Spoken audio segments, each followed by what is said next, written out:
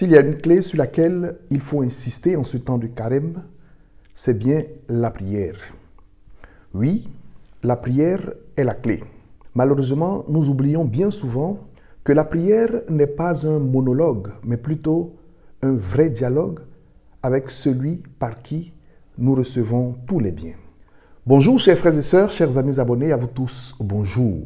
Fructueux effort de carême à toutes et à tous et bienvenue à Parole de Dieu au quotidien.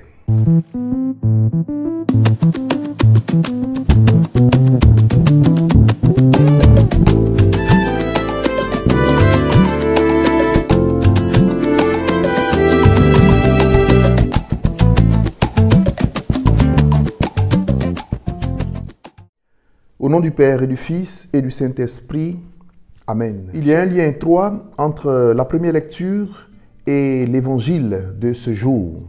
Et le lien, c'est la prière, particulièrement la prière de demande. Chers amis, la prière a plusieurs caractéristiques. La prière doit être humble.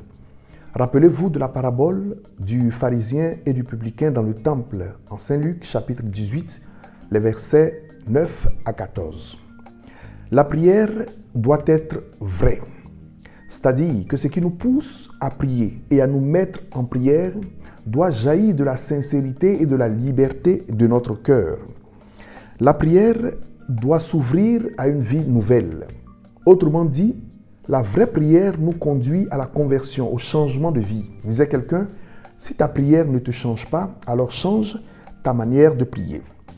La prière doit être confiante et persévérante, mes frères et sœurs. Je voudrais particulièrement insister sur ces deux dernières caractéristiques de la prière. La première lecture tirée du livre d'Esther nous enseigne que la prière n'est pas un monologue, mais plutôt un dialogue basé sur la confiance. Qui est Esther? Esther est une femme juive comptée parmi les saintes femmes de la Bible.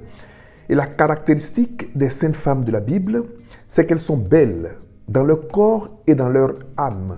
Elles sont pieuses, intelligentes et pleines de sagesse. Que dit Esther dans la prière qu'elle nous livre aujourd'hui? Elle dit ceci, entre autres, « Dans le livre de mes ancêtres, Seigneur, j'ai appris que ceux qui te plaisent, tu les libères pour toujours, Seigneur. » Elle nous enseigne premièrement que la prière est un dialogue avec Dieu qui nous parle en premier dans sa parole. C'est l'attachement à la parole de Dieu qui nourrit notre prière, qui l'enrichit. C'est de la parole de Dieu qui parle en premier que nous trouvons ce que nous pouvons lui dire. La prière n'est pas un monologue, mais un dialogue. Et Dieu parle toujours en premier par sa parole. Elle nous enseigne que la prière doit être basée sur la confiance et la persévérance. Prière confiante et persévérante, prière d'abandon total, prière parfaite qui se remet dans les mains de Dieu. Et c'est exactement ce que Jésus nous enseigne dans l'Évangile. Demandez et vous recevrez. Cherchez et vous trouverez. Frappez et la porte s'ouvrira. Si vous qui êtes mauvais, vous savez donner de bonnes choses à vos enfants, que ne ferait pas Dieu votre Père pour vous quand vous le priez avec confiance? Inutile d'insister encore une fois pour dire que la prière est la clé. Les saintes femmes de la Bible, comme Esther, sont nombreuses. Mais la plus sainte de toutes est notre mère, la Vierge Marie. Rendons-nous à ses pieds et demandons-lui son intercession pour qu'elle nous apprenne à prier avec foi, confiance et persévérance. Je vous salue Marie, pleine de grâce, le Seigneur est avec vous. Vous êtes bénie entre toutes les femmes et Jésus, le fruit de vos entrailles, est béni.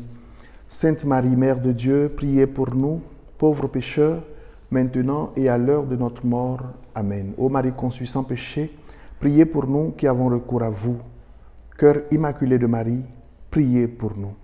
Le Seigneur soit avec vous, que Dieu Tout-Puissant vous bénisse, le Père, le Fils et le Saint-Esprit. Amen. Bon courage sur la route du carême et portez-vous bien. Au revoir.